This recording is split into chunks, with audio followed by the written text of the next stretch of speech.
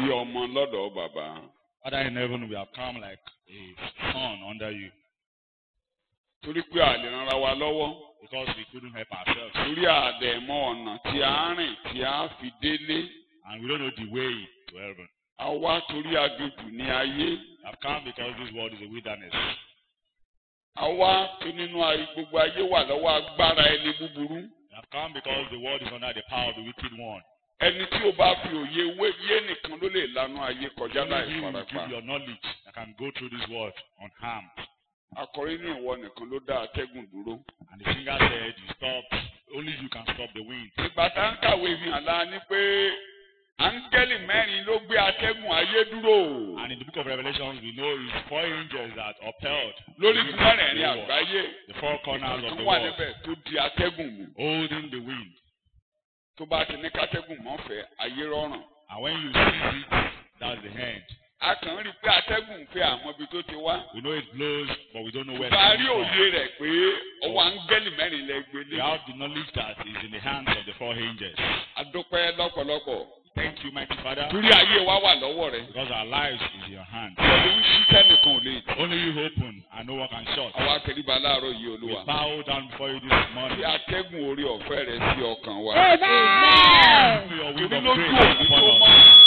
Atẹ́gùn ìgbàlà ló ń fẹ́ ní ayé. Because you are blowing the wind of salvation throughout the whole Àwọn world. áńgẹ́lì yẹn ń fẹ́ atẹ́gùn ìgbàlà. And these angels are blowing the wind of Wọ́n ń fẹ́ salvation. atẹ́gùn ọjọ́ rere. The wind of good days. Wọ́n ń fẹ́ atẹ́gùn àánú. The wind of mercy. Wọ́n ń fẹ́ atẹ́gùn orí The ọ̀fẹ́. wind of grace. Láàárọ̀ yìí, atẹ́gùn orí ọ̀fẹ́ kó fẹ́ lu ọkàn wa. The wind of grace upon our Káfáyọ̀ hearts. padà lọlé. Go home Lórúkọ rejoicing. Jésù ni mo gba àdúrà. Mighty name I prayed.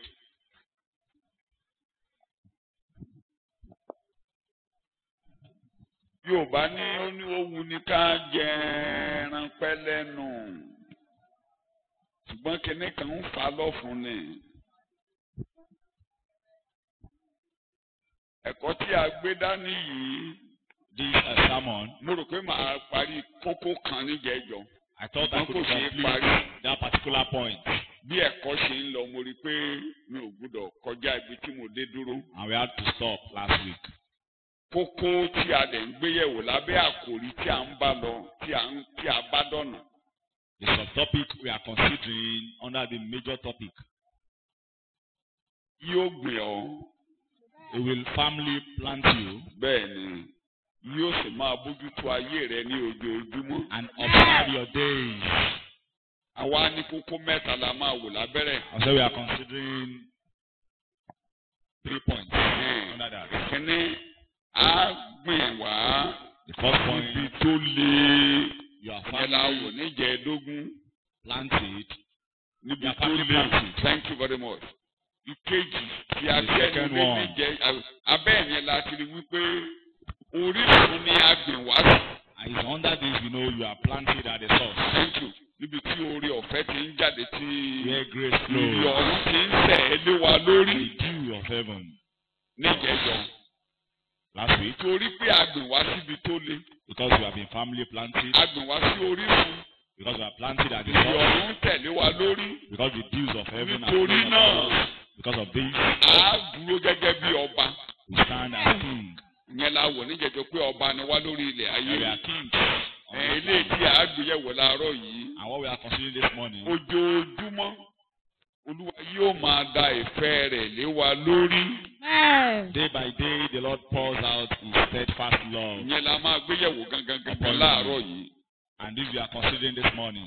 Mi ò ní wulẹ̀ máa lọ sí abẹ́ àwọn kókó mẹ́ta tí a ti wò kẹ́yìn.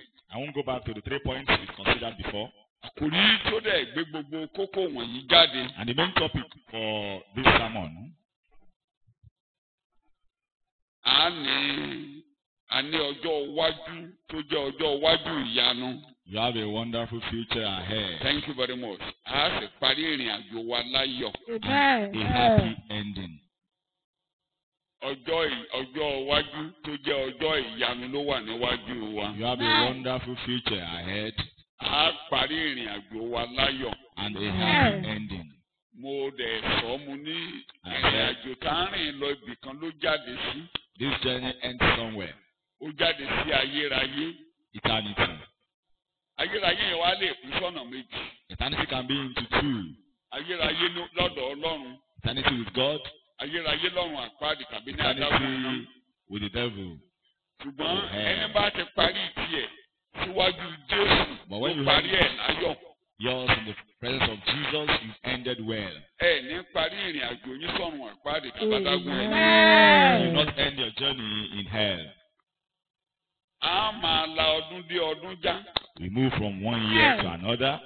Inú ọdún kan náà la máa kọjá lọ láyé. But 1 year we live here. So oore ọ̀fẹ́ rẹ̀ á tún mú wa la ọdún yìí já. It's grace that is yours for this year. Bó bá dẹ̀ ọjọ́ ọdún yìí lọ́lọ́run máa pè ọ́ lọ́lé. And if you are to be called this year, Ó parí ìrìn àjò rẹ̀ láyọ̀. Amen. well, Mo tún gbàdúrà ó parí ìrìn àjò rẹ̀ láyọ̀. a Amen. happy ending. Tí a ti débi tá à ń lọ ní àparí ìrìn àjò. Getting to where we are going is the major Thank you very thing. much. Ohunkóhun la lè là kọjá láyé. You can go through several things. Ó sì yé wa dáadáa pé ìlú ẹkún rẹ̀ ìlú You ìjìnlẹ̀ understand rẹ̀. that this is a home of sorrow and pain. Ibi náà ibi tẹ́kùn lọ láàárọ̀ ẹ̀ nìyí. And this is where the sermon is driving at this morning. Bí mo ṣe ń sọ nínú àdúrà lẹ́ẹ̀kan, I said atẹ́kùn to orí the prayer, ọ̀fẹ́ yóò fẹ́ sí yín nínú ayé yìí. Amen. blow upon you in this world. Tí ẹ fi lànú ayé That kọjá. you go through this world unharmed. Lópin ẹ parí ẹ̀ láyọ̀. Amen. And you will have a happy ending. Ìwé orin David The book of Psalm 37 verse 37. Living Bible ni ó gbèdè mi jáde. Living Bible. But the good man Yes. wants a different story. Lọ́dún yìí, ìròyìn tuntun ló máa ní. Have a Amen. different story this year. Mo tún sọ nínú ọdún yìí, ìròyìn tuntun ló máa ní. You have a Amen. different story this year. Ẹ ti ń ní báyìí, ẹ máa ní. You already lójoojúmọ́. have that, and Amen. you will have it. Lójoojúmọ́ lẹ́ẹ̀ máa ní ìròyìn tuntun. Amen. You have a different Bíbélì lè story. ń kà, Living Bible. Yes. For the good man, the blameless, the upright, Ẹni tí a dá láre, The blameless, ẹni tí Ọlọ́run ò ka ẹ̀ṣẹ̀ sí lọ́rùn, the upright. ẹni tí Ọlọ́run ò bínú sí, You, God, is appeased with. ẹni tí Ọlọ́run gbé ẹ̀ṣẹ̀ kúrò níwájú orúkọ rẹ̀. That God is appeased with. Ẹni yẹn This person ló máa ní ohun tuntun tá a máa ṣẹlẹ̀ sí lọ́dún yìí. will experience different story. Torí ẹnikẹ́ni tó bá wà nù Kristi, Because he who is in Christ òun ló di ẹ̀dá tuntun. is a new creature. Tóun burúkú àtijọ́ ò ní bá kọ́ And the wọ́n evil ní. days will no more accompany Tóun you. kan tuntun tọ́lọ́run gbé kalẹ̀ sínú ayé. So what they have placed in the world Tó lè jẹ́ kí ìròyìn ọ̀tun máa bá wa. that can make you have a different story Ìyẹn ni wípé kí a bá Jésù pàdé. is that you meet Jesus. Torí ní ti Ọlọ́run nígbà tí èèyàn ti ṣẹ̀. Because his man fail of Ìbínú ló wà níwájú rẹ̀. anger is in front of man. Ago ìkorò ló wà lọ́wọ́ gbogbo ènìyàn pátápátá. The cup of fury is in the hands Kò of dẹ̀ all tó men. wà láyé tí ò ní mú. And all men must partake in it. Kódà ìgbà tí Ísírẹ́lì ń lọ sí ìgbèkùn. When Israel were going into captivity, Tí Jeremiah ń sọ, ó ń gbẹnu Ọlọ́run ń sọ̀rọ̀ fún and wọn. Jeremiah as the mouthpiece of God, Ó ní gba ago ìkorò yìí lọ́wọ́ mi. they take this cup of fury Máa from fún me gbogbo èèyàn tó wà láyé ká máa mú. and give all men on earth. Ó wà lórí kẹẹ̀ẹ́dọ́gbọ̀n àníkà. Ó ní ẹ kọ́kọ́ fún Jerúsálẹ́mù àti Júdà They kó. give unto Jerusalem and Judah. Wọ́n á dárúkọ orílẹ̀-èdè gbogbo I nípa. was now mentioning name Ó ní of wọ́n á mú o. kingdom that they will take part, Ó ló ní kálukú á mú o. and all men will take part in this, Aláta gbọ̀ngbọ̀ngbọ̀n. and they stagger, Wọ́n á bì. they vomit, Wọ́n á ṣubú lulẹ̀. and they fall flat, Wọ́n á máa ṣe nǹkan tí wọn ò mọ̀ bó ṣe ń ṣe wọ́n. and they misbehave. Ló fi jẹ́ pé gbogbo ẹni tó wà láyé lónìí. And that's why all men on this Lábẹ́ ago planet, ìkorò. under the cup of fury, Oníkálukú ọ̀mọ̀ bó ṣe ń ṣe. they don't know Jẹ́ kí what they n are pè ní doing. ẹ̀mí àṣìṣe ń báyé ń kọ́ wọ́n rìn. The spirit of confusion accompanying all men. So Ọlọ́run wá ṣe ètò ìgbàlà. And God has made a plan of Ó salvation, tún sọ lẹ́nu Jeremiah hàn. and He said it in the mouth of Ọlọ́run Jeremiah, máa yọjú sí wọn lọ́jọ́ kan. that one day I will appear unto Ó ní you, lọ́jọ́ yẹn là á máa sọ wípé And this Olúwa òdodo say the wa. Lord are Ó righteous. lọ́jọ́ yẹn là ó gba Júdà là. This day Judah shall be Ó saved, ní wọ́n á máa gbé láì léwu. and they will live on. Ó lẹ́ni tó máa ṣiṣẹ́ yẹn á máa pè ní Olúwa And the òdodo person wa. that will do this is the Lord are righteous.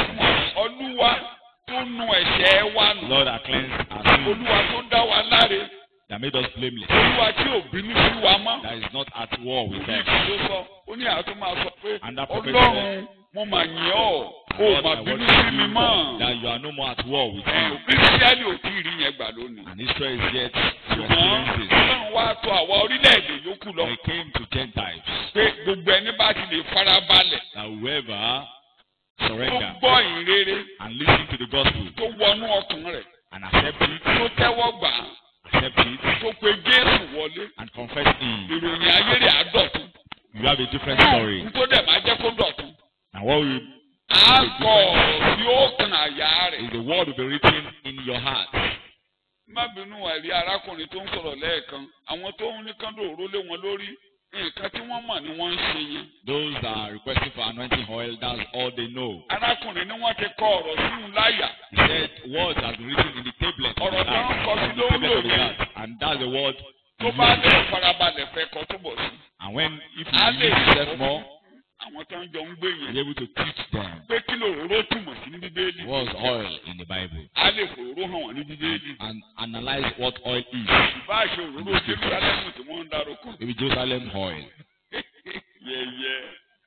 Bí mo sọ lójú yín, Adélu ní ká ti ń ṣòróró. We go to where they Gbogbo manufacture ibi tá ti ṣe oil. ìṣòro pátá ibi tá ti ń jáde nílùú olóróró gan. As Olùkọ́ ẹ̀. the city of Gbogbo olive stages oil. bóróró ṣe ń jáde ni wọ́n fi hàn wá nígbà tá a And we are shown how it's being Bóróró manufactured. ṣe ń jáde. Wọ́n kó eléyìí tí wọ́n fi ṣòro àdúrà wọn kò hàn wá. Àwọn èèyàn ń ra wọ̀tìwọ̀tì ṣe ni mò ń wòran. People are buying it massively. Mo lọ síbi eléyìí tán fi ń sebẹ̀ tó dáa. I went to where they produce one for cooking, Mo dẹ̀ rà wálé. and I bought. Ìyẹn ni mo rà tó jẹ́ pé wọ́n lè fi ṣe nǹkan tó dáa fún mi You láti can jẹ. use to cook.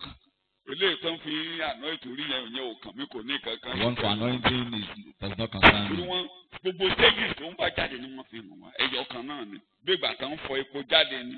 Bí kerosene àjáde. Just like dísù refining àjáde. crude Bẹ́ẹ̀ ni oil òróró. is where they So kò refine it. sóróró kò sí kan tó ń jẹ́ ìyà sí mímọ́. There is no special Kí ni mo one. pè é? There is no special one. No anointed one. Ìkan wà lára òróró yẹn lóòótọ́. There is Ó one jẹ́ pé ó ní agbára tán lè dà sójú egbòkégbò jẹná. that has an herbal effect. Tó ní medicinal. healing effect lára àwọn òróró yẹn. It's medicinal. Ó dàbí ìgbà tẹ́ ẹ bá rí oyin tó jẹná. It's when you have a good Kí ni mo pè é? honey. Oyin tó jẹná. Tẹ́ ẹ bá Good légbò honey. tẹ́ ẹ bá dà sí kí ló máa ṣẹlẹ̀ If you sí. put a good honey Bọ́lá òun ṣe dá nǹkan on an gbogbo sínú issue, ayé and that's how nìyẹn. God Shout created everything. hallelujah. Hallelujah. Hallelujah. Hallelujah. Kì í ṣe òróró tí wọ́n ti yà sí mímọ́ láti Jerúsálẹ́mù láti máa ṣe ìyanu. You don't need such oil from Jerusalem for miracles. Kò dẹ̀ sómi Bẹ́sáídà And there is no water in Bethsaida. torí àdébẹ̀. You got there? Kò tún sómi Bẹ́sáídà. There is no water in Kódà Bethsaida. ó ti dasán. Àwọn kan fi ń jẹun níbi pé omi Bẹ́sáídà rèé o. Ẹmọ̀ tí mo Bẹ́sáídà níbi tí áńgẹ́lì kì í rú. Where the angels stare water. Yẹ̀yẹ́ wọn ò mẹ́kọ́. Áńgẹ́lì máa rú omi pọ̀ láàárọ̀ yìí. Angels stare water this morning. Living God, kí ni omi? Ee o. Word of God Mo ní kí is ni omi? water. Living God.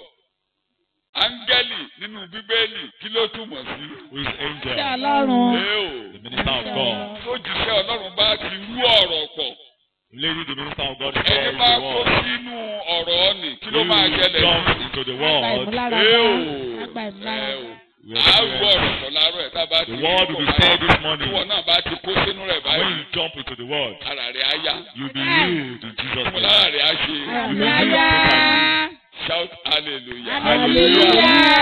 Shout hallelujah. Hallelujah. Kúrò láàárọ̀ yìí, This morning, ẹ̀ṣẹ̀ nìkan ni ó lè má jẹ́ káyé rẹ̀ lẹ́kọ̀ọ́. it's only sin that can stop you from Torí Ọlọ́run ń bínú sí èèyàn búburú lójoojúmọ́. because Lord is angry at the wicked. Tí a bá ti gbé ìbínú kúrò, When God's anger is taken ó máa off, ní ṣòro láyé you o. have no troubles again. Kí mo lóò ṣe? You have no troubles again. Bí Ọlọ́run tó dá ayé àtọ̀run, That God has created heaven and earth ó lóun ò bínú sí ọ. is no more at war with you. Ká Bíbélì. As Bible readers, Ìgbà tí Daniel lọ sílé ìgbèkùn àti àwọn ẹgbẹ́ rẹ̀. when Daniel got to captivity, Ìgbà tí Ọlọ́run ò bínú sí àwọn ọmọ when yẹn. God was appeased Àwọn with èèyàn tó them, bínú sí wọn, wọ́n jẹ lórí wọn àbí? Those that were at war with them, kẹ̀yìn oúnjẹ Dáníẹ́lì. was lion able to Iná jó Kédraki àti Abẹ́gínígò iná jó wọn run. were they burned by fire? Ẹnìkan ní òbínú sí wọn. Only one person is not at war with Ta ni them. mo pè é? Only someone is not at war with them, and that's God. Ta ni mo pè é? And that is God. Nígbà tọ́lọ́run ò rán ọba yẹn níṣẹ́, God did not send that king. ọba dáná kalẹ̀. The king set up a furnace, Ọlọ́run ṣe bí pé kò rí nígbà tó ń dáná. and God was watching him. Gbọ́ mi o, ó dáná yẹn, ó lè tún dá, ó ní agbára ní ìlọ́po And méjì. make it stronger 7 times. Ọlọ́run ṣe bí pé kò rí, And God was watching. ó dẹ̀ ń dákẹ́.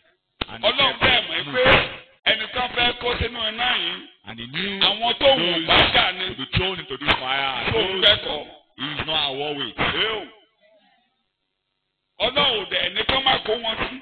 And God did not say they should not be put into the very furnace. Àwọn tó fẹ́ kó wọn sí ló rọrùn. It's those that threw them into the furnace Má jẹ́ kán rán ọ níṣẹ́ that were búburú o. killed. Don't be sent on such errands. Ẹni tó rán ọ lè má jóná, ìwọ ló máa jóná o. The person that sent you might not be burned. Ọba ló rán wọn níṣẹ́ ó tàbí mọ́yìn. The king that sent them threw their Mo loot ló ṣe. Ó ní kí àwọn sójà, óyá ẹ bá mi dè wọ́n, ẹ bá mi gbé wọn sí. and commanded the soldiers Àwọn ló ń gbé e lọ. to Tí throw wọ́n gbé them wọn súná. into the furnace. Ẹni tó gbé wọn, olùkọ́ Bíbélì, kí ló ṣẹlẹ̀ sí wọn? Those that threw them were burned. Ọba wà lẹ́yìn ilé, ó tàbí mọ́yìn. And the commander in chief Wọ́n jẹ́ kán rán ọ níṣẹ́ búburú. was sending them. Don't be sent on such errand. Wọ́n jẹ́ kán rán ẹni rán ọ níṣẹ́ búburú. Ó ṣe ṣe kó má farapa. The person that sent you might Bẹ̀tẹ̀ not bá be rán ọ harmed. lòdì sí ènìyàn Ọlọ́run, ìwọ ló máa jìyà o. When you are sent against the man of Wàá God, jẹ́ ẹ̀yà yẹn tá kọ̀. you will suffer for it. Ẹni tó rán àtàdé mọ́yìn, The person that sent you will stand aloof á máa wòran ibi rẹ̀. and be watching for your downfall. Torí Ọlọ́run ò bá wọn yẹn jẹ. Because God is not at war with Wọ́n máa kó them. wọn síná o. And he threw them into the very Torí furnace. àyẹ̀fẹ́ ni wọ́n. Because they were Nǹkan tọ́lọ́run kàn ṣe ni pé bí ẹ̀rí arákùnrin, anointed. Ọlọ́run ti wọnú iná kí wọ́n tó dé. Kí mo lọ́lọ́run ti ṣe. Testimony of man of God. Ìgbà tó dẹ̀ ti débẹ̀, iná lẹ̀ rí tó ń In jó. the furnace. Ó sọ bẹ̀ di yàrá. Kí mo ló ṣe. And God turned the place into a room. Ó dẹ̀ àwọn yẹn ń gbọ́ òun yẹn áńgẹ́lì. Wọ́n bẹ̀rẹ̀ sí í jó. And they were dancing Òun to náà the darapọ̀ mọ́ sound wọn. of the Wọ́n jọ ń angels. jọ́sìn. Wọ́n And jọ the ń angels jó. followed them. Iná ń jó. Join Àwọn them. ń pàtẹ́wọ́, wọ́n ń kọrin yìí And they were lẹ́nu iná. praising Ìgbà God tó yá, right in the furnace. Ọlọ́run wá ní ẹ bá mi sí ọba yìí lójú. God said, let this man be Wọ́n wá ṣe eyes be kábíyèsí opened. lójú. And the king's eyes was Pé opened. òkú àṣedànù o. And he knew he was only wasting his time. Òkú àṣedànù o. Lọ́tà pìtì, àwọn mẹ́rin kọ́ la gbé sínú. And he questioned how many men were thrown Àbí into àwọn the mẹ́ta kọ́ furnace. la gbé sínú. How many men were Mo thrown ń wo into the àwọn furnace? mẹ́rin. I'm seeing 4 men. Ìrísí ẹnikẹ́ni dàbí ọmọ ènìyàn. And the one is like the son of man. Ní wọ́n á pàṣẹ pé kán kó wọn jáde. And he commanded that they should be brought out. Ìgbà tó máa jáde, The time they came out, wọ́n gbóòórùn aṣọ. Kò sí evidence tó wọnú rí.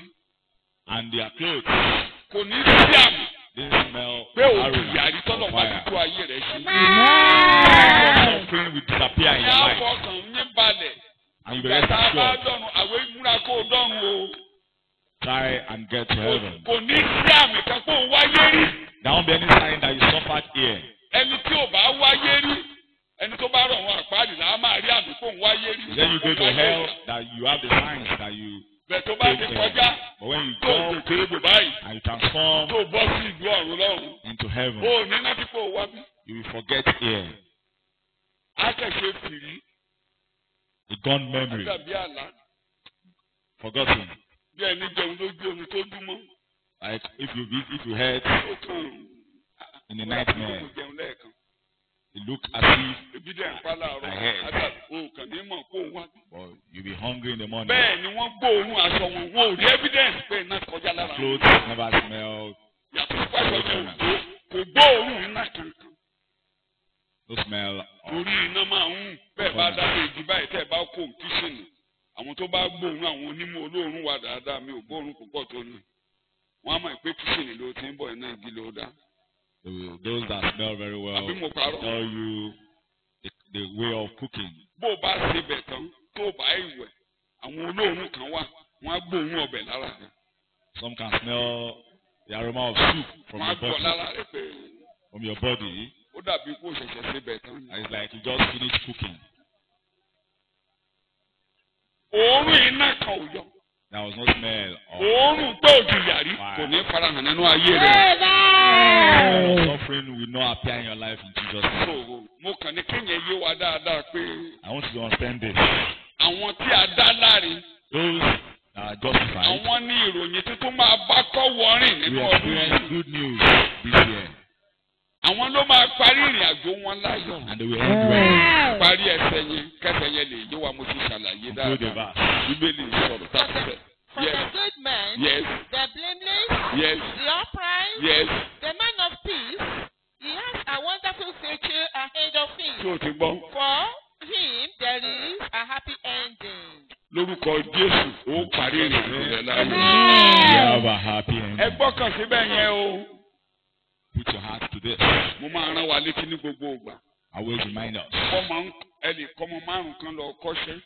Can take 5 children to Ọmọ bá ti study. fi òpin iṣẹ́ kíkọ́ yẹn pé òun fẹ́ dọ̀gá lọ́jọ́ kan. Anyone with the mindset Gbogbo nǹkan tá a máa ṣe níbi iṣẹ́ yẹn ò ní nítumọ̀. of becoming a master of his own Bí ẹ̀ràn mo lọ will not be sí concerned. ìjọ tí ilé ọ̀run bá ti rí pé ìjọ kan á dọ̀gá. If you send someone to school, Ìjọ kan á dọ̀gá. the day he's so convinced that Kò he sí nǹkan tó ń graduates fi one day, lójú ẹ̀rí ní sùn yẹn tó máa no nítumọ̀. matter what he's facing in the school, he has the mind that he's graduating A one máa day. wo wájú pé òun á dọ̀gá And he lọ́jọ́. has set a goal Òun á dọ̀gá lọ́jọ́. that will become Bẹ́ẹ̀ ni ìrìn àjò sáárìn lọ yìí. the same way for Tó this bá ti journey. lè gbé fọ́kàn yìí pé When you have set your heart to it, mo ṣírò rẹ̀ Róòmù orí kẹjọ. Tó bá ti lè gbé òpin ìrìn àjò sọ́kàn. when you put the Èsì ló ń end sọ̀rọ̀. in your mind. Má jẹ́ kí yẹn kúrò Romans lọ́kàn ẹ 8, o. verse 18. Nítorí mo ṣírò rẹ̀ pé For I consider that ìyà ìgbà ìsinsìnyí kò yẹ láti fi ṣe àkàwé ògo tí a ó fi hàn nínú wa. the sufferings of this present time are not worthy.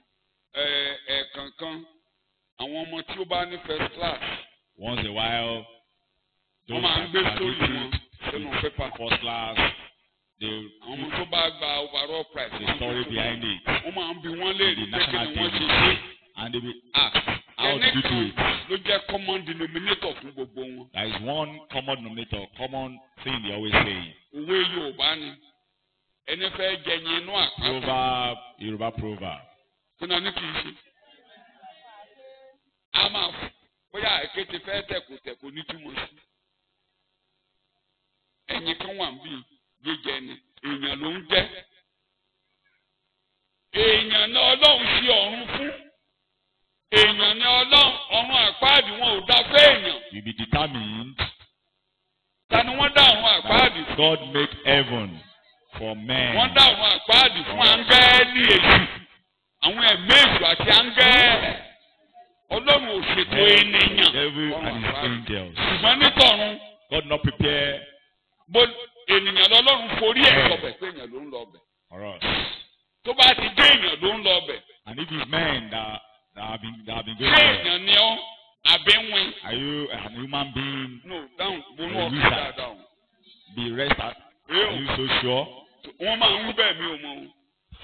Bí a ṣe How ṣe sure are kó you? báyìí, àwọn èèyàn lè àwọn igi lè wà níbí báyìí kán gbàgbọ́ èèyàn wọ̀. There might be trees here. Àwọn igi lè wà ṣọ́ọ̀ṣì láàárọ̀. Trees can come to church. Ṣé igi ni wọ́n àbẹ̀ èèyàn láàárọ̀? Are you a tree or a human being? Wọ́n wí bẹ́ẹ̀ ni o. They always say, Ohun tó fẹ́ jẹ́ kí n gbàgbọ́.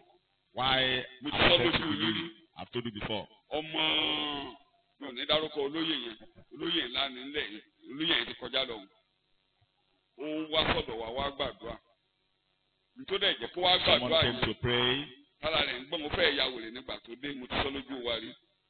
Wọ́n lọ síríà ìta ọ̀fà nǹkan kan náà ti lọ sí pàtí. They went for a party. Pàtí kan tó tóbi ni. Went for a party. Nígbà tí wọ́n á ń ṣe pàtí yẹn, ó wá rí ọmọge kan tó lẹ́wà. And during the party, he saw, Níbẹ̀ tó ṣe wọ́n jọ ń ṣeré, wọ́n jọ pretty ń jó, lady. wọ́n jọ ń jó. and they were Ọ̀rọ̀ dancing. wá tó àkókò kan, And at a point, ọmọge wa fẹ́ lọ. Wọ́n jọjọ sọ̀rọ̀. the girl Wọ́n wanted to jọ wá leave. rìn lọ. And And as they were trekking, ó fẹ́ kóòsì ọmọge yẹn kó mu lọ síbi tí wọ́n ti máa ṣe bọ́n ṣe máa ń ṣeré. he wanted to ká má do as fagùn usual. ìgbà tí wọ́n débi ìta akọgun And on getting ibi to junction yẹn the four-way ṣe junction, parẹ́ síbi ìrókò the girl disappeared. orí ẹ̀ wúlé ó fẹ́ ya wèrè o The girl disappeared, kíbo and ló fẹ́ ṣe. the man almost ran mad. mi ò dánù ó wálé wa wá bá wa nílé pé ká He came to our látàdúrà house. àbóhùn ni tó mi já wọ̀n ìgbà tó délé tó fẹ́ ya wèrè ní àwọn òbí ẹ̀ ní kó lọ bá wa. He was almost running mad ó ti dá nǹkan after seeing ó ti dá such mọ̀nàmọ́ná act. síbí sísí lórí. ó ní dájú ó ní ọ̀rọ̀ yẹ̀yẹ́ kọ́ ó ní olóhùn láìkí ẹ̀ olóhùn ti bẹ́ mọ̀ òun mú ohun tí ó gbogbo ọ̀rọ̀ wọn ti wọra àbí wọ́n débi ìrógbó àbí tó parẹ́. Like the lady, and lady disappeared right at the four-way junction. ìyẹn ló fẹ́ jẹ́ kí mi gbàgbọ́ díẹ̀ pé And that almost àwọn made me igi máa ń believe wájó àwọn igi máa ń mú jáde sígboro that we have bí trees. òun ọbẹ̀ tí ó mú ọmọ yẹn ló fẹ́ jẹ́ kí n ronú pé bóyá àbó òótọ́ ni. Is it like it's true that we have trees in town? bó o ṣe wà yìí As you are, ènìyàn àbẹ́ràn are you a human being or an animal? igi àbókúta Tree or stone? mbàdàgùn jìnnà ó wà ní Matthew 25. Matthew 25. adá adágún iná fún èṣù àti àwọn. And the hell is wa made ẹ wọnú ìjọba tí a ti for the pèsè devil sí and yín. his servants. ènìyàn ni a pèsè ìjọba fún. Enter into the kingdom I've made for you. tó bá ti gbé Prepared for ènìyàn you. ní. If this kingdom is sọ prepared fúnra rẹ̀ for ènìyàn ní. man, ẹ a o human being, ó ti ṣètò ìjọba fún mi. you have made, ó ṣètò ayérayé fún you mi have lọ́rùn. prepared eternity for me in ibẹ̀ náà ni heaven. mo ń lọ. And that is where mi ò I'm ní going. lọ sọ́run àpáàdì. I'm not going to mi hell. ò ní lọ adágún iná. I'm not going to ìlú hell. èṣù la adágún iná. Hell is the kingdom of the ìlú ta devil. ni adágún iná. Hell is the kingdom of the ìlú ta ni devil. a pè é. Hell is the kingdom of the rí devil. òun là ń ṣe ní òfin hàn yín wọ́n tú wọn sílẹ̀ wọ́n tú àwọn áńgẹ́lì yẹn sílẹ̀ láti inú ọ̀gbun àìnísàlẹ̀. These angels released from it. ìgbà tí wọ́n fẹ́ gbé ìṣiṣẹ́ wọn When they wanted to cast ibẹ̀ ni wọ́n lè lọ. Satan into ìgbà tí hell, wọ́n fẹ́ mú jáde wọ́n mú jáde. into bondage, he was taken there. èdè bíbélì ni pé And by the time he was brought out, èdè bíbélì ò jẹ́ kí n lo Yorùbá kó lè dùn torí Yorùbá máa ń ẹ̀ẹ̀kan kan ó máa ń nítumọ̀ tó jinlẹ̀ ó ní English ló ní ká awọ́ and the devil was cast sínú kéde o. into hell fire. ẹni a bá wọ́ yẹn The person that is dragged, ó mì pé kì í ṣe kó fẹsẹ̀ ara ẹ̀rìn lọ. not that they walked into the place. ó mì pé ó dàbẹ́ ni pé kò fẹ́. It's like he never Ew. wanted to go to hell, into hellfire. àwẹ̀ ó lọ ní And he was ìlú instructed ẹ̀ that you nìyẹn. must go. That is your place. ibi tá a forí ẹ̀ sọ That nìyẹn. is your place. dídú ẹ̀ Close your eyes. ọ̀run ní ìlú tèmi o. Heaven is my city. ayérayé lọ́dọ̀ Ọlọ́run ní ìlú tèmi Eternity with God is my a ò rule. forí mi sọ adágún iná o. I'm not meant for hell. a ò forí mi sọ ọ̀run I'm àpáàdì not o. meant for hellfire. a ò forí mi sọ ibi ìparun o. I'm not meant for hellfire. Ayọ̀ ìdópin ó wà lọ́run, bẹ́ẹ̀ ni ọ̀run yóò dùn ju ayé yìí lọ. ní orúkọ Jésù Kristi Olúwa wa ní agbára. In Jesus' name I pray. Olúwa mú wa débẹ̀ o. Amen. In Jesus' name. ẹ jẹ́ ìyá èdè bàbá Paul nígbà tó ń bá àwọn ìjọ kan The sọ̀rọ̀ words ní of àpótí. Paul in Acts 14. àwọn bàbá Bánábà ni wọ́n ní. pẹ̀lú ìpinnu ọkàn With determination of heart, wọ́n gbà wọ́n ní ìyànjú kan faramọ́ they Olúwa. were encouraged to stay with God. ìpinnu ẹ ṣe pàtàkì Ọlọ́run ìfọwọ́ kan God doesn't tamper with your determination of heart. ní Genesis orí kọkàn. Genesis 11. àwọn wọ̀nyí ti pinnu wọ́n ti gbèrò kó They wọ́n are fẹ́ kọ́lé. determined in their heart ẹnìkan to ò dẹ̀ lè dá wọn dúró. star, and nobody can stop them. Ọlọ́run kan dà wọ́n lédè rú. God only separated them by tó o language. bá pinnu pé wàá dọ̀run If you are determined to get tó to o bá heaven, ti ń wàá ka bíbélì wàá gbogbo tó bá you máa read the gbà ló máa Bible fi and you prepare with all your might. wà á débẹ̀ ló sọ. And you get there. That's your determination. bí ọmọ tó sọ pé Like the child òun á graduate. that is determined to graduate. bí ẹgbẹ́ ẹ sọ pé Nàìjíríà ò ní graduate. Nàìjíríà ò ṣe ìwé gan-an ṣe gbogbo èèyàn ló ń kàwé. That àwọn tí ó kàwé gan-an lówó. education is not meant for all. ṣe mọ̀ pé And you can be rich ìpinnu ti yí padà. without studying.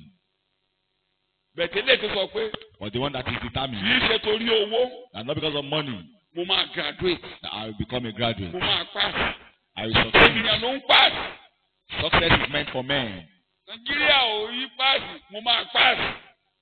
That even the whole country can succeed. I will ọ̀pọ̀ èèyàn ló ń succeed. fẹ́ èèyàn rọrùn àpáàdì mo máa lọ sọ́run That tèmi. all men can go to hell. kò I sẹ́ni will tó go to lè heaven. dọ́run èmi á dọ́run ní That tèmi. nobody can get to heaven, but me, I will get to Jésù heaven. ò dọ́run. Or Jesus not get Ee there. o ee o ẹsẹ̀ nílé ìdọ́run jàre. That nobody can get to heaven. Torí àwọn kan gbà pé ráìsì bá ṣe fẹ́ ṣe. Some have said nobody, olè oníjì àgbélébùdé para. and even àbólé òde bẹ́ẹ̀. the thief on the cross. àwọn ìpèníjà mi God bíbélì to ara wọn ni Canada. mò ń sọ fún ọ yẹn. And those are those that challenge us from the mo Bible. ti sọ dáadáa ìkànnì wọn ni Told you before. Ráhábù That Rahab, panṣágà. kí ni mo pè? the Rahab the harlot. ee o tó bá dáa fún irú ọmọbìnrin yẹn. And if someone like that can get to heaven, can get to the kingdom, ìdí tí mo fi mọ̀ ni pé ìgbà tí mo wà lọ́dọ̀ mo máa ń lọ I ilé get to kárùwà know, mo dẹ̀ mọ̀ wọn. because as a youth, I visit ilé kárùwà mo ti káàtọ̀ sí. them. tó mo mọ àwọn aṣẹ́wó So dáadáa. I know who they are, ọ̀rẹ́ mi ni wọ́n ń gbà mí ò ní girlfriend. the harlot. Because I do not have a girlfriend. ẹni àlọ́ àbọ̀ ẹni àlọ́ àbọ̀. ẹni tí gbogbo èèyàn ń wọlé ẹ̀tẹ́ anybody àìsàn ò kọ́. tí mo ní kò ṣe. As someone bí ìdí gbódè that èèyàn everybody bó wọlé go tọ̀ into, wọ́n á jọ ṣeré lórí sílẹ̀ méjì. someone going into prostitution. tí irú ìyẹn tó bá gbọ́ ìròyìn. If such person can no listen, nígbà tí gbogbo ayé ń parun pòun ní parun. I'm strongly determined that she owó will lẹ́gbẹ́ perish ẹjọ́ with the whole ẹ má jẹ́ kí country. n parun àti ilé mi. And don't let me perish Tí ò with dẹ̀ my parun. family. And she did èmi ò not ní perish. parun sí I mi. will not perish in this lórí ẹsẹ̀ town. rẹ̀. On mi ò your ní feet, parun sí that mi. I will not perish. mi ò ní parun lórúkọ Jésù mi ò ṣe ní ìparun. Because I'm not meant for destruction. mi ò ní parun o. I will not perish. mi ò ní parun o. I will not perish. èmi ò ní parun o. I will not perish. Jésù Olúwa wa. In Jesus' name, our Lord. jókòó. Have your seat. kí dẹ̀ ní àṣeyọrí Ráhábù panṣágà. And what's the success of Rahab the harlot? ó gbọ́ ìròyìn. She heard. ẹjọ́ sóun nìkan ló gbọ́. Was she the only one that heard? èèwò Was she the only tó one? gbọ́ yẹn What she had ó wọnú ọkàn rẹ̀ ó ní ìtumọ̀ sí. entered her heart and has a meaning. kó kékeré lábẹ́ ẹ̀ ní kí n tó máa bẹ́ kọ́ ni. A point on Olúwa that. o God, ohun tí mò ń gbọ́ yìí what I'm listening jẹ́ kó ṣe to, mí láǹfààní. let it benefit me. jẹ́ kó ní ìtumọ̀ rere sí mi. Let it have a má meaning jẹ́ to ronú me. lòdì lé lórí. ẹ jẹ́ ká gbàdúrà lórúkọ Jésù Olúwa wa. I want to benefit. má jẹ́ ronú lòdì lé lórí o. jẹ́ kó ní ìtumọ̀ sí mi.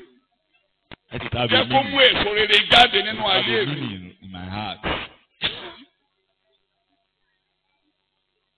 ní orúkọ Jésù Kristi ni mo gbàdúrà. In Jesus' name, my Lord. sàmì ẹ̀ kó kanlẹ̀ dáadáa. Louder amen. bó bá rí bẹ́ẹ̀ lórúkọ Jésù àwọn yẹn parí ìrìn àjò wọn láyọ̀ wàá parí ìrìn àjò These náà láyọ̀. finished their race with God. Jeremiah You have an happy ending. orí 29 Jeremiah 29, verse 11. tí àkòrí bá ti yé wa You ẹ̀kọ́ understand? àrùn Immediately. yes. You understand the For I rest? know the plans I have for you, Uh-huh. declares the Lord. Uh-huh. Plans to prosper you Yes. and not to harm you. bẹ́ẹ̀ni o ní ní ìpalára nínú ìrìn àjò yìí. Lord, be Amen. Plans to give you hope and a future. bẹ́ẹ̀ni o ní ní ìpalára ni mò ń sọ fún lórúkọ Jésù. Amen. ìdí ẹ̀ ni pé mo tún tẹnu mọ́. I'm ẹ emphasizing. má gbàgbé o mo gbọ́dọ̀ máa tẹnu mọ́ ni. I need to ìdí ìtìká ní kí emphasize n bá yín sọ ni. and re-emphasize. àwọn tí wọ́n sọ ọ̀rọ̀ bíi tá a kà í Those Ọlọ́run gan-an ló ní kán ti ẹrù bọ àjàgà Nebukadnésárì. that were told of this city, God told them to put their neck into the Ó yoke. ní ẹni tí ò bá wá ti ọrùn bọ́ nìkan ló máa níṣòro. It's only those that refuse to put their neck in the yoke. Ẹ wọ bẹ̀ lọ. We have troubles. Go. Ṣùgbọ́n níbi tẹ́ ẹ ń wọ̀ lọ yẹn o. But as you go into the city, Ó lè já àjàgà ẹrin o. might be a yoke of iron. Èrò tí mo ní fún ẹ̀yin tèmi. The thought I have for Èrò you rere ni. is thought of good. Ibi tó wà níbẹ̀ lóòótọ́ kò ní pa yín lára. The evil there will not harm you. Màmá àtẹ̀mọ́ mi I ní. will keep on telling you. Gbogbo ìròyìn tẹ́ bá ń gbọ́ nípa Nàìjíríà Whatever pátápátá. you hear about the country, Ẹni pé mo ṣe ń pariwo ẹ̀ níbí níjẹ̀jọ́. as I was Mi ò shouting tí ẹ̀ last gbọ́ week, ròyìn mi ò ráyè kàròyìn dáadáa torí òkúta lọ sùn. I never Àwọn ọmọ heard Ọlọ́run bẹ́ẹ̀ tẹ́ wa wọ́n ń wọ́de that children of God like us tí mo ní wọ́n ń ṣe. came out. Kódà bàbá Adébóyè gan bó ṣe parí ìjọsìn ló jáde pẹ̀lú àwọn ọmọ ṣọ́ọ̀ṣì ẹ̀ tó gbé plákáàdì dání wá. And they came out Tó ń on wọ́de Sunday service, Sunday wọ́n ń morning. wọ́de kíjọba ó lè gbọ́ pé And the government might know we say no sí ìpànìyàn we say no sí end of ìpànìyàn. killing of Gbogbo Nigerians. ìjọba kan wọ́de lọ. and Mi the ò whole ní church wọ́n ṣe ṣe o. came Mi ò out. ní wọ́n ṣe ṣe o. I'm not condemning them. Kókó kan ni mò ń mú jáde níbẹ̀ ni pé Only one point. kí ẹ mọ̀ Pointing pé to, ibi wà ní Nàìjíríà. for you to know there is evil in this country. Láàárín wàhálà ìjọba Muhammadu Buhari tó wà níbẹ̀ ni. And in the midst of this Ìgbà tó evil, tún máa ṣáná ṣètù tó jẹ́ kó tún lè mú nìyẹn gan sọ pé òun fẹ́ kẹ́rù kóun sáàjẹ̀ dáhùn ní. Ó ní àwọn tó ń pa ó ní Kírísítẹ́nì ò tó nǹkan kan lára wọn.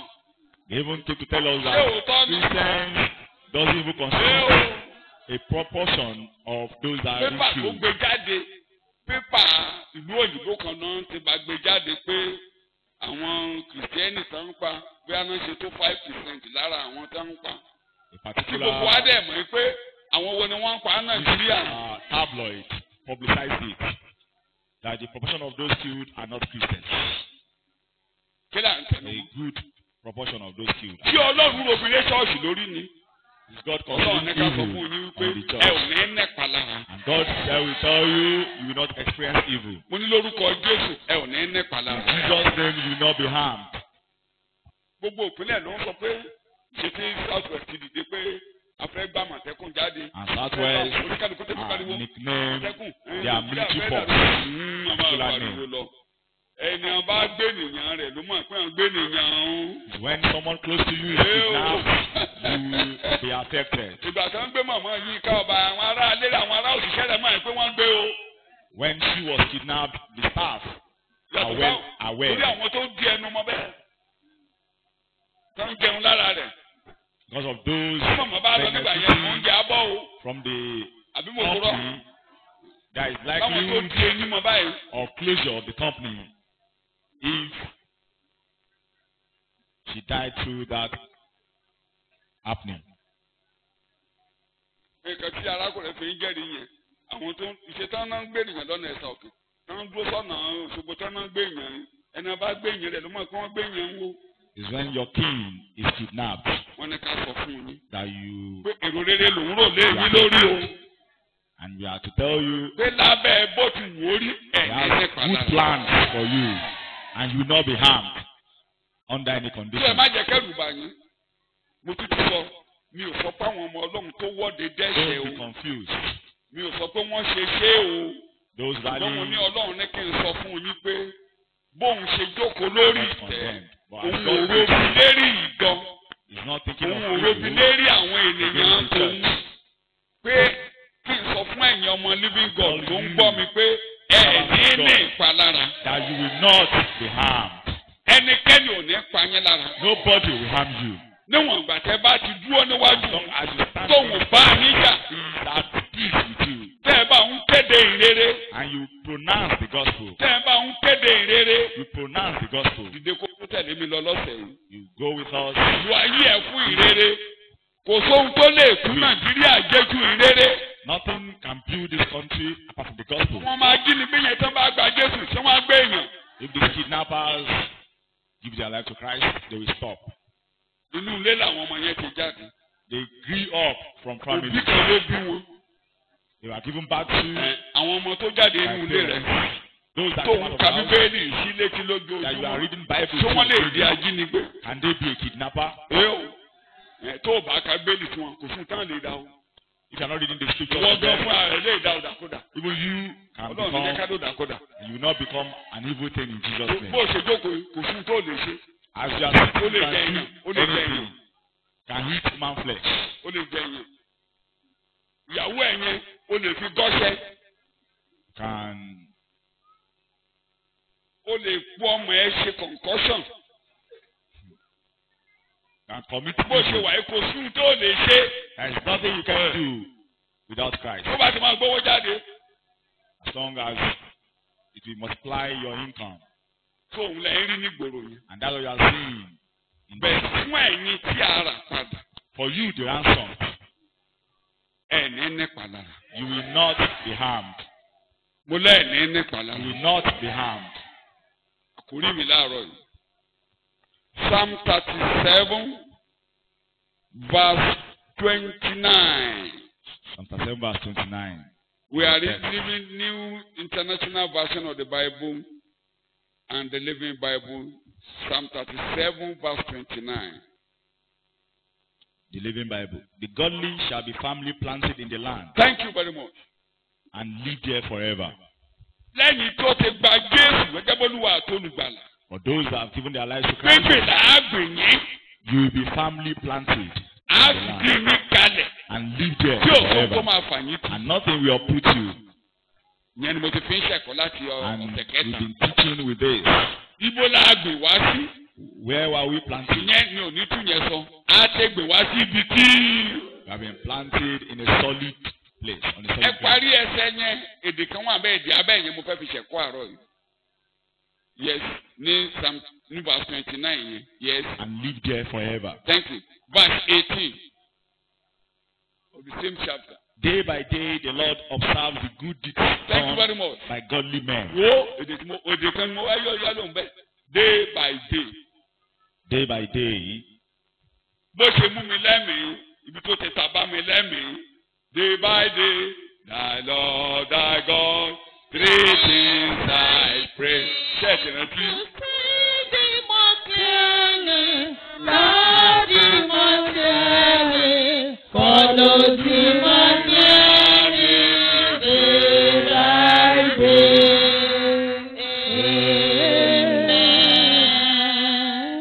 Àwọn ọmọ wẹrẹ kan wò wá bíi pé à ń sọ iná. it's like people don't know that song again. Ọlọ́run á yí Nàìjíríà padà. Nigeria, we came. I was very happy. Last week I was watching President Donald J. Trump of America. Lọ́sẹ̀ tó lọ, Breakfast. Kódà ó gúlù mi dáhùn. Ó gba àkókò lọ́wọ́ mi. mo ń Tí mo wo fẹ́ gbọ́ lẹ́nu ẹ̀. olórí orílẹ̀-èdè Ìjẹ́ ìsọ́ ní Yorùbá kó lè ràn lọ́wọ́. Mo ń wọ́ọ̀ṣì ẹ̀ níbi I watched breakfast prayer. Wọ́n pè ní breakfast prayer. President Donald J. Trump at a breakfast prayer meeting. Wọ́n á ń sọ ibi tó kàn mí tó And torí mi wúlé lórí pé ìjọ kan ló where- wá ṣe fún wa. where Ni pé what he said there, ó ní ètò lẹ́ẹ̀níwọ̀n àgbà tóun bá dé wà as long as he lórí is àjà president president. of the United States, Bẹ́ẹ̀ni kan ní gbógun ti ìgbàgbọ́ Bíbélì. that no man will wage war against the Pé Bible. láti àkókò yìí, That right from reading now, the Bible and singing in public schools. he has pronounced daily prayer in public schools. Ìyẹn ló múnú mi dùn. And I was very Reading the happy. Bible, singing in public works. He has pronounced reading and singing in Mi ò public lè schools. mọ́ tẹnu mọ́. I must say it. Public school ló táyé mi ṣe. Public school made us. Ṣé ẹ ti gbọ́? Gbogbo ń tẹ́ rí inú ayé mi lónìí. Public school ló ti ṣe. Public school made I spend me. ẹnu ọjọ́ mẹ́ta yìí kí ló ṣẹlẹ̀ láàárọ̀. In the morning, Mo máa ń tètè jẹun. I eat very early. Mo máa ń tètè jẹun gan. I eat very So early. àárọ̀ ọjọ́ yẹn mo fẹ́ jẹ pọ̀pọ́. I wanted Mo ti gbé to jáde mo ti ń ṣe. eat. Mo ṣe tán. Mo tún jẹ ìṣẹ́jú mélòó kan. Mo ti kó fork and knife. Mo ti ní ká bá ń bu ẹ̀wà. Mo ti tẹ́ tábìlì And I was síwájú. already eating beans Ilé after ìyàwó them. wa dáhùn ni. Ó ní sùkúrù ló sọ ẹ́ dàbá yìí o. bàbá yìí ó ní skul ti kọ́ ọbọ̀n ṣe ń jíjẹun mo látọdún wo kan ni irú níbẹ̀ ló gbé jù mo ní ẹ̀yìn ìgbà tí mo gún ọbẹ̀ mo ní àwọn ọdún tí mi ò jọ oúnjẹ àárọ̀ yẹn ó ní ara rẹ̀ á máa sọ fún ọ wípé mọ̀mọ́ ló sọ ó ní ara rẹ̀ á máa sọ fún ọ wípé àkókò tẹ ẹ máa ń jẹun rèé òótọ́ dẹ̀ rí. And I have been taught to eat early from school.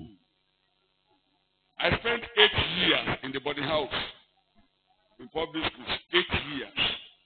6 years in secondary school. 2 years in HSC. So láàárọ̀ ni báyìí. 2 years Ara for àwọn secondary oníwà school ni. and 2 years for the low level. Lord, I got 3 things. Day by day, I pray for 3 things. See thee more clearly, Lord, thee more clearly, follow thee more nearly, day by day. Amen. Ìtumọ̀ ẹ̀ ni pé The meaning is ojoojúmọ́ by mo ń day, bẹ̀bẹ̀ pé nǹkan I'm praying. mẹ́ta ni mo ń bẹ̀ wọ Ọlọ́run I'm lórí praying God for 3 things. àkórí ẹ̀kọ́ mi àárọ̀ yìí. Jojúmọ́ Day by Ọlọ́run day. yóò máa da ìfẹ́ rẹ̀ lé ọ lórí. The Lord observe the good Bó deeds. tún bá ti ń mọ́ báyìí, ojú ẹ̀rọ Ọlọ́run á máa bá ọkọ wọ̀rìn. And as the day breaks, Àfi tójú ò bá the mọ́, favor will accompany àfi you. tóòrùn ò bá yọ. Except the day Ẹ má jẹ́ kí yóò ní lọ sí títẹ̀ ìyẹn ti yé yín. I'm not going to the throne. Torí Ọlọ́run dá májẹ̀mú pẹ̀lú Dáfíd. Kódà yẹn ló bá gbé lọ sílẹ̀ ẹ̀kọ́. With David.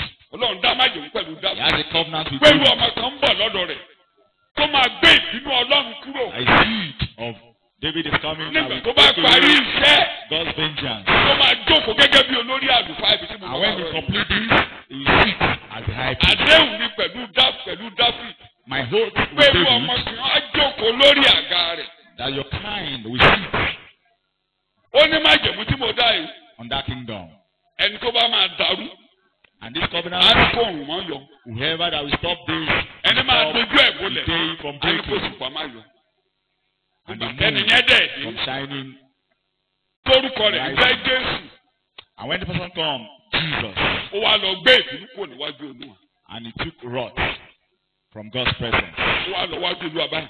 And he went to God's presence Ó gbé ẹbọ lọ sórí ìtẹ́ lókè. and went he sacrificed. Ẹbọ yẹn gbá gbogbo ìbínú kúrò. And this sacrifice swept Inú Ọlọ́run yọ̀ tán. wrath from God's presence. Ọlọ́run sọ pé kí ló ń fẹ́? And God was appeased Ó lóun fẹ́ kó o bójú wo àwọn èèyàn tó ń bẹ nínú and he ayé. queried for what he wants. Mo bẹ̀bẹ̀ fún oore méjì. I'm pleading for Nínú oore 2 things. yẹn, ìkíní ìgbàlà. The first thing is salvation.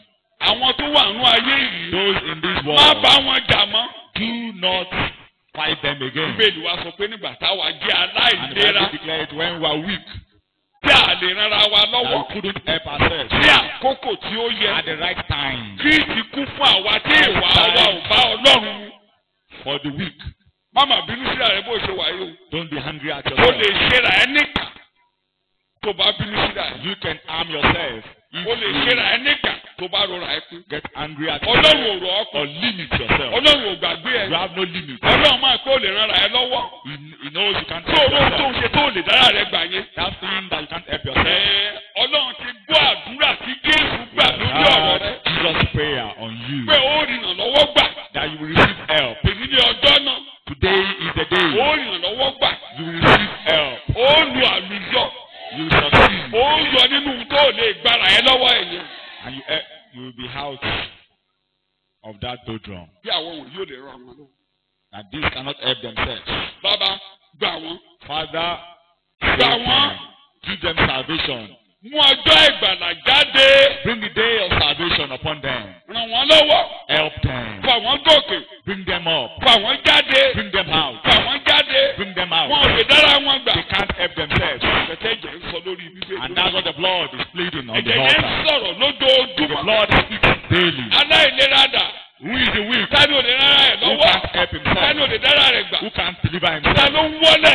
Who is Kò calling ké kò ké to kò cry ké pé unto orúkọ him? Olúwa. Cry unto the name Kò of the pé Lord Jésù wọlé. and call upon ẹ̀jẹ̀ Jesus. adásọ̀rọ̀ rẹ̀. And the blood will plead on your láàárọ̀ behalf. ẹ̀jẹ̀ Jésù adásọ̀rọ̀ rẹ̀. This morning the blood of Jesus will plead on your bẹ̀rẹ̀ behalf. níbẹ̀ Starting here, díjú ẹ̀ close your eyes. díjú ẹ̀ kó tẹríba. Bow your Well, head. I want to offer special prayers for those of you struggling with the power of sin. I want to pray for those. Everybody have one to buy a share. Wàá kẹ́hìndé bára ẹ̀ wàá máa ṣépè. Ìgbà míì wàá máa ṣẹ nínú rẹ̀. Fight with Wàá cursing. máa rèrè búburú. You fight with evil thoughts. Wàá lára búburú á dẹ̀ máa ṣẹ. You fight with evil thoughts, and those evil thoughts become is coming to fulfillment. Tó o bá ìjà inú ẹ̀ ò rí dùn. You can't break the Tó o yoke bá gbẹ̀sán of òyìn fighting, láyọ̀. the yoke of revenge. Tó o bá ìgbẹ̀sẹ̀ inú ẹ̀ ò dùn. When you have not revenged, you are never happy. Bẹ́ẹ̀nìkan bá ṣe ìpín sí ọ, inú á máa bí ọ ṣáà ọdún tó bá gbẹ̀sẹ̀. Until you revenge, you are never happy. Inú ẹ̀ ò dùn. Never happy. O lè rán ara ẹ lọ́wọ́ ní o. And you can't help yourself in this moment. Bẹ́ẹ̀ làgbèrè. Ó ṣe ó Fornication. sì dé ọdẹ. And you are Ó bound. dẹ̀ àfi tó bá fi ọgbọ́n dá láti mú nǹkan nìkan. You are under the yoke of stealing. Ó ṣáàmù pé bó ṣe wà yìí. And you know as you are, Ṣubú sílé lọ́rọ̀ rẹ̀. you are falling. Mo fẹ́ gbàdúrà fún. Torí ẹ̀jẹ̀ ń sọ̀rọ̀ láàárọ̀. Because the blood speaks. Mi ò lè rán ara mi lọ́wọ́. I cannot help myself. Mo fẹ́ bọ́ lọ́wọ́ agbára ẹ̀ṣẹ̀. I want to be free from the Nkú power kó of lè sin. jẹ́. Whatever it is. Ọgbọ́n òrí gbàlà o. Bẹ̀tẹ̀ o fẹ́ bọ̀ pé ó ń yọ ẹ́ lẹ́nu. But you know you are troubled. Ọ̀rọ̀ ànáwọ́ ọ̀tọ̀ ẹ̀ sọ.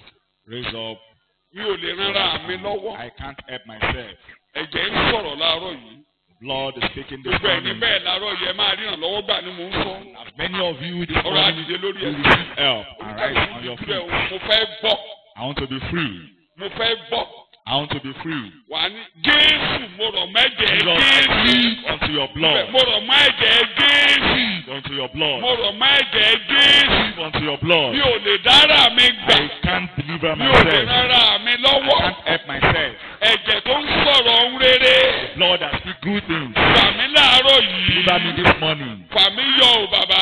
Deliver me, O God, this Fà mí morning. yọ ò bàbá. Deliver me, O God, this morning. Ìjàkadì ni mò ń jà mi ò lè gbára mi o. Struggling, I can't help myself. Mi ò lè gbára mi o. I cannot help myself.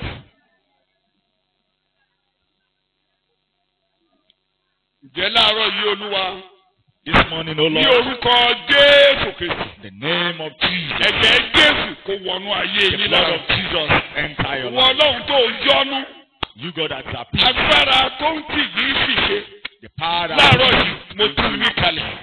sin, you are delivered from it. Ìṣẹ́gun kò dé bá yín. Receive victory. Nípasẹ̀ ẹ̀jẹ̀ Jésù The ẹ gba blood of the ìṣẹ́gun Lamb. yín. Receive victory. Ẹ gba ìtúkalẹ̀ yín. Receive your Ẹ gba ìdáǹdè yín. be Orúkọ liberated. Jésù ni mo gbàdúrà. In Jesus' name I pray.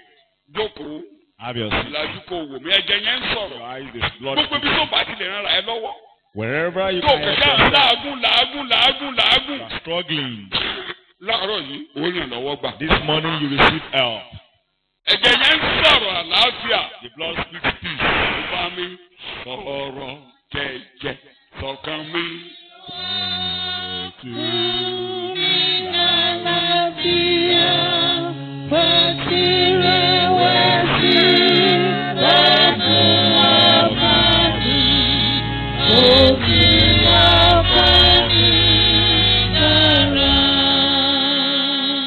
Tó Ọlọ́run kó jọ sínú àlàáfíà ni pé kí ọkàn ẹ kó kọ́kọ́ ní ìtura. The embodiment of peace is satisfaction of heart. Nígbà tí Jésù ti gbẹ́bọ lórí ìtẹ́. And when the blood has got to the altar, Ẹ̀kọ́ lè má dé bẹ́ẹ̀ mọ́ láàárọ̀ yìí. I'm not able to discuss that this Ẹ̀kọ́ lè morning. má dé bẹ́ẹ̀ láàárọ̀ yìí.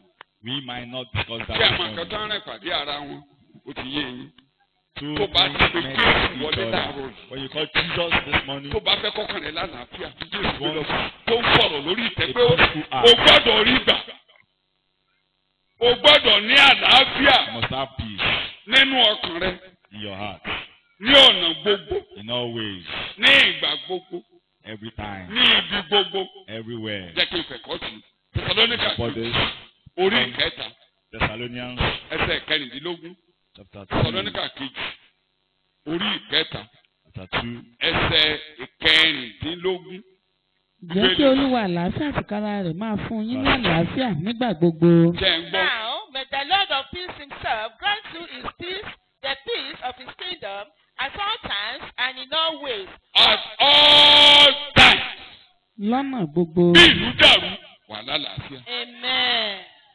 Bí ilé ń gbóná, wà lálàáfíà. Amen. In the midst of trouble, Bó wà nú oko, wà lálàáfíà. Amen. Bó wà nú mọ́tò, wà lálàáfíà. you have peace.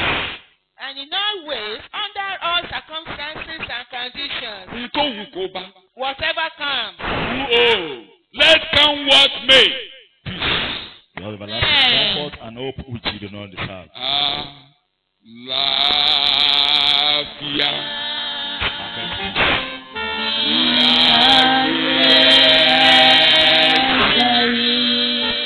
Sọ bẹ́ẹ̀.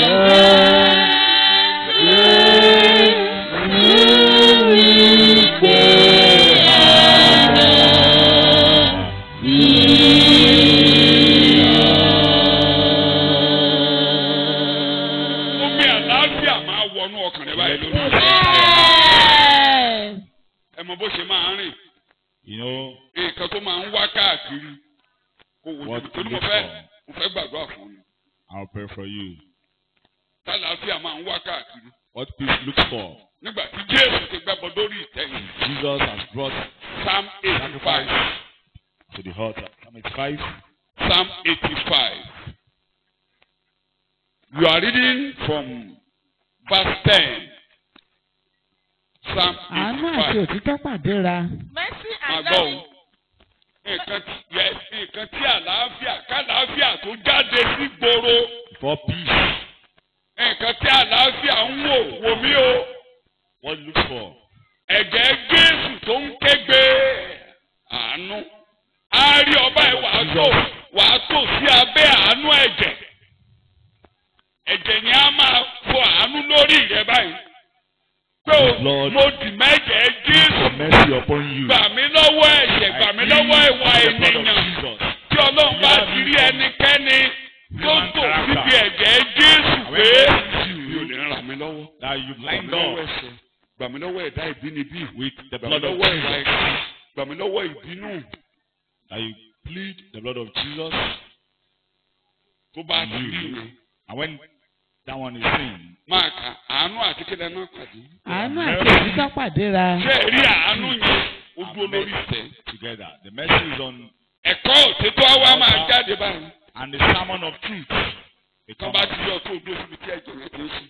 And when you Pé say, ọ̀rọ̀ wọnú rẹ and báyìí. the sprinkling blood and the word Aláfíà ò tí ì dé o. Ó comes ń to wòran. you. Ó ń wòran pé òun fẹ́ kọ́lé. And peace Òun wábi tó òun máa dé is lálẹ́. looking Àwa for máa you. wo ọkàn tí ẹ̀kọ́ òtítọ́ wọ̀. Kí mo ló ṣe? I will be looking at the heart. Sáàbù mo ti bẹ̀rẹ̀. That is Sáàbù the ní truth. àwa ti gbọ́. I gave you the example of A the ti heart. gbọ́ ìròyìn. And Ẹ̀yìn we nípa rẹ̀. heard. And we are Òtítọ́ terrified. yẹn ni Ọlọ́run rí. Kí àlàáfíà And wọlé. the truth that was Gbogbo seen ìdílé pátá. and Wọ́n bọ́ lọ́wọ́ ìlú. came upon that Torí family. ọ̀rọ̀ yẹn mú ẹyọ ẹnìkan And this lọ́kàn. household was free Ó sáré gbàgbà. Ó gbé ìgbésẹ̀. because she accepted the word Ó gbé ìgbésẹ̀ and lórí took ọ̀rọ̀. the step, made a decision on the word. Pé òtítọ́ wọlé. That the truth is mercy. Torí àánú wà lórí rẹ báyìí. Because there is blood, there is Àánú wà lórí rẹ báyìí. Ẹ̀jẹ̀ Jésù àánú wà lórí rẹ báyìí. Bẹ̀tẹ̀ wá wá sásá bẹ́ẹ̀ jẹ̀ yẹn pẹ̀lú òtítọ́ tó ń gbọ́. You run to the blood Jésù olùgbàlà ẹ̀mí with rẹ̀ the word of truth you heard. Bíbélì lẹ̀ ń kà. And come to Jesus. Òdodo àti àlàáfíà ti fẹnu kò ara wọn ní ẹnu. Àgbẹ̀ olùbíjà àlàáfíà lọ dó sí. Nígbà tí òtítọ́ wọlé yẹn, Ọlọ́run aláàánú á wá ní. Wọ̀ láṣọ òdodo láì ṣe kankan. Wọ̀ ní agbádá ìgbà. A peace. Bí ọkọ ìyàwó ní ara rẹ̀ lọ́sọ̀ọ́. Ìyàwó sí ara rẹ̀ lọ́sọ̀ọ́. Ọkàn mi yóò yọ gidigidi nínú Ọlọ́run mi. ṣé wàá rí mi tí mo ṣe bẹ̀rẹ̀ ẹ̀kọ́ bẹ́ẹ̀ yẹn ìyẹn ni pé èmi ò rí ẹ̀ṣẹ̀ ń bẹ̀ èmi ò rí ẹ̀ṣẹ̀ dédé ń bẹ̀. Unrighteousness in me. Àlàáfíà wá bàbá yìí. àwa dìmọ̀ báyìí. And peace will cleave unto you. Ilé ibi tí mo máa gbèrè. And this is where I will live and stay. Àlàáfíà fún mi. Amen. Àlàáfíà fún mi. Amen. Nǹkan mẹ́ta ló wà nínú àlàáfíà. Three things. Àlàáfíà. Bó o ṣe ń lọ yìí, And as you go, ojúrere á máa bá ọ lọ. Amen. favor will accompany you. Láàárín ìnira ayé, ojúrere á máa bá Among ọ the lọ. troubles in the world, Ìmọ̀ ojúrere ní tiẹ̀, ojúrere ní tiẹ̀, ojúrere ní tiẹ̀, ojúrere ní tiẹ̀. favor is yours. Kò sí ní Yorùbá ti yà tó wà á kẹ́rì débi pé Anywhere you ọ̀nà step mi onto, ò là. favor is yours. Ìlà nìyọ, I open. ọwọ́ mi ò tẹ̀. Òrèrè gbogbo, olórí omi, àti ẹlẹ́sìn tí wọ́n pẹ̀lú mi láti láyé ga. Agbára àṣeyọrí wa nù rẹ̀.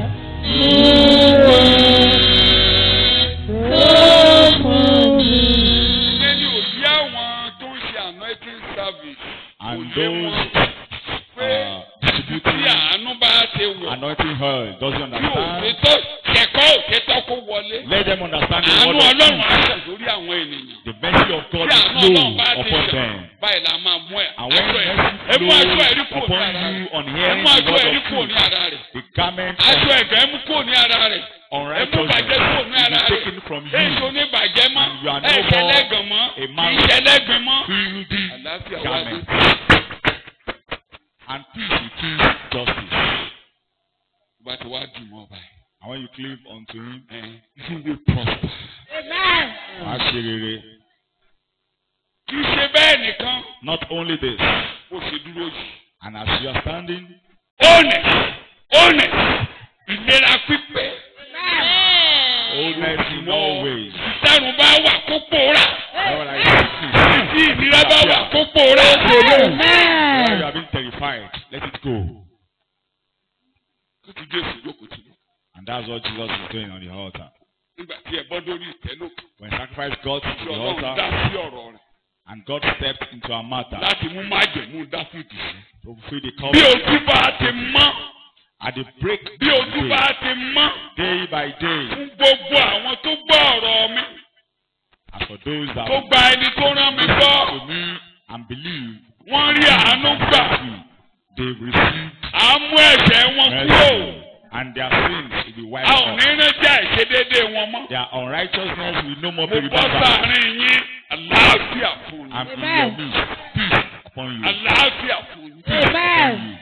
Ìlera yín kò sọ jíbẹ̀ ṣe. Let Amen. your earth be revived. Bí àrùn bá wà láyà láàárọ̀ yìí, Wherever ẹ̀jẹ̀ there is Jésù ń kégbe àlàáfíà. the blood of Jesus, please for Bí mercy. o máa ràn wó, I don't know the I don't secret. want to know it this morning. And whichever name I it don't is want to called, whatever name they could call it. I don't want to know it this morning. I don't want to know it. I'm out to tell you the blood is talking peace this morning. Ojú ti mọ́ lónìí, ojú ti mọ́ lónìí, ojú ti mọ́ lónìí.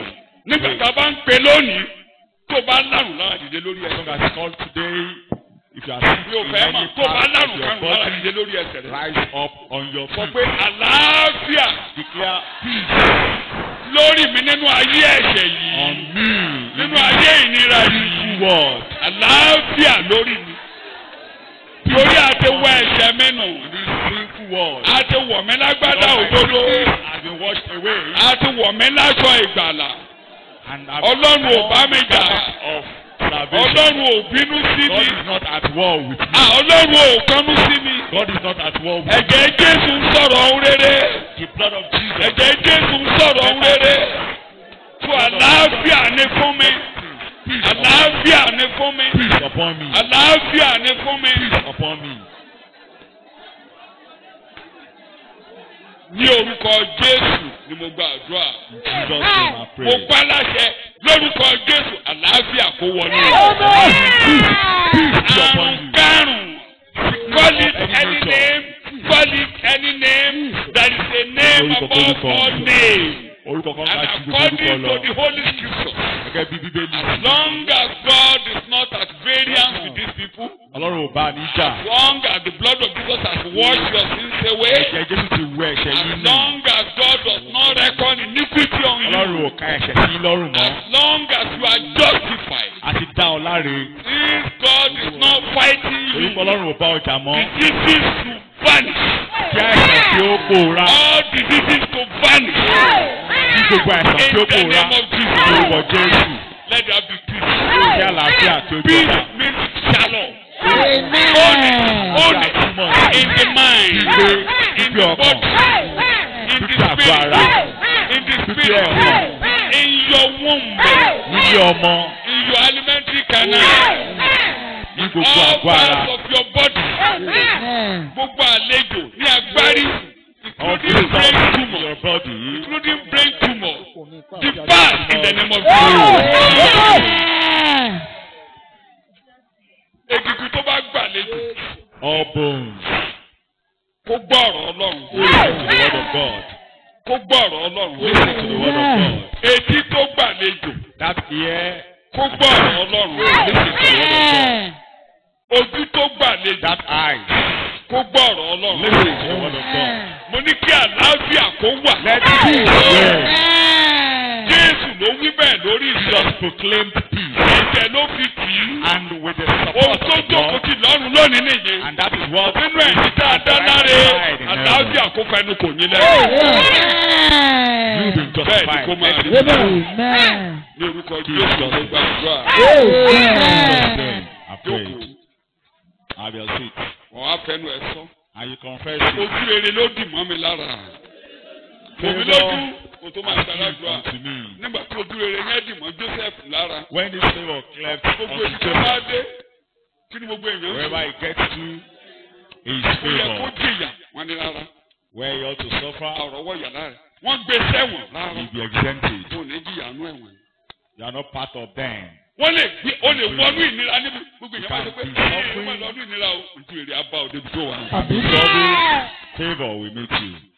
Nílùú àjòjì ojú èrè dì mọ́ ọmọbìnrin tí ò ní bàbá tí ò ní ìyá Ẹ́sítérì ojú èrè dì mọ́ báyìí. Nígbà kan kó gbogbo àwọn ọmọge jọ The land of pátápátá captivity. ojú èrè dì mọ́.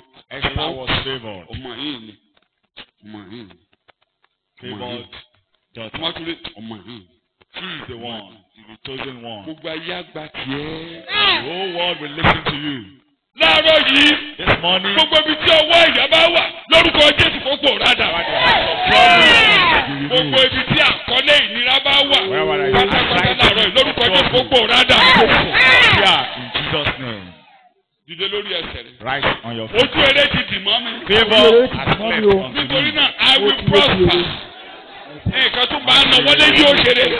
Whatever I lay my hands upon, Ojú eré Olúwa ló dì mọ́ mi. on the favor of God. Ọjọ́ ojú rere rèé.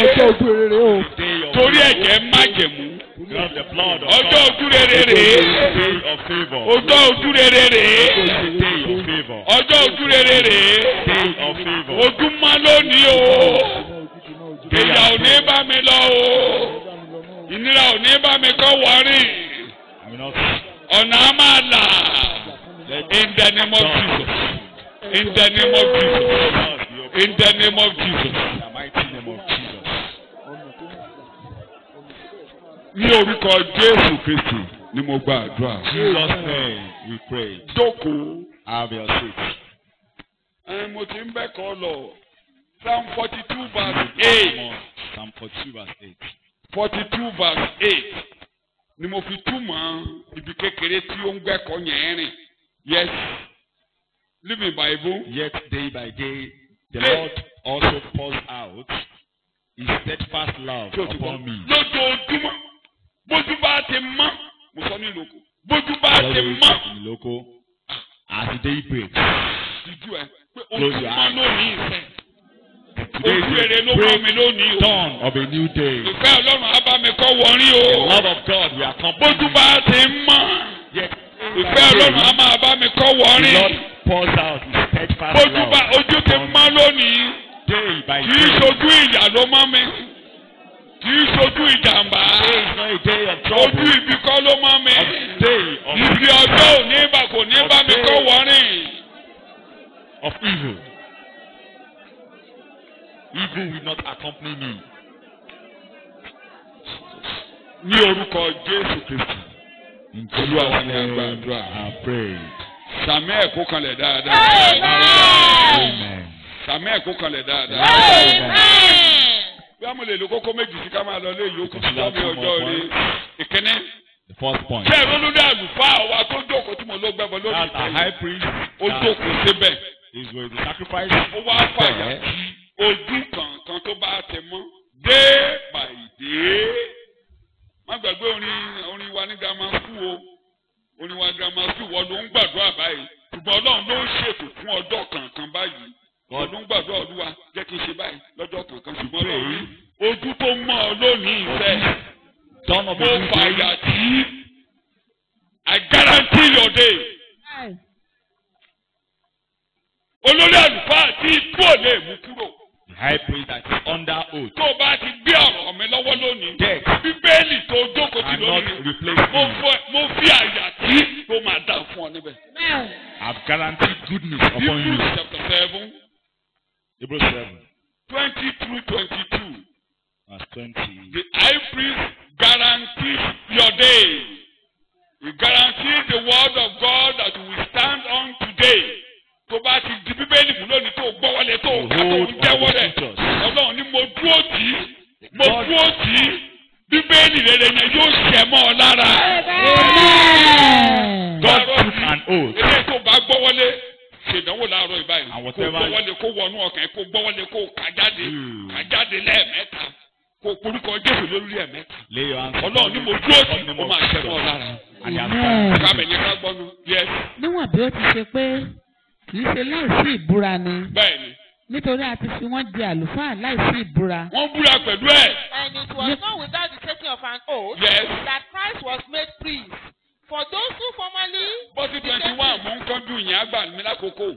21. Yes. nípa ẹni tí ó wí fún un pé Bẹ́ẹ̀ni. Olúwa búra kì yóò sì ronú A ti pìwàdà. fi búra tì í. Ìwọ ni àlùfáà kan títí láé A nípa fi búra ìfẹ́ tì í. kéékèèké. 22. Níwọ̀n bẹ́ẹ̀ ni Jésù ti di onígbọ̀wọ́ májẹ̀mú tí ó dára jù.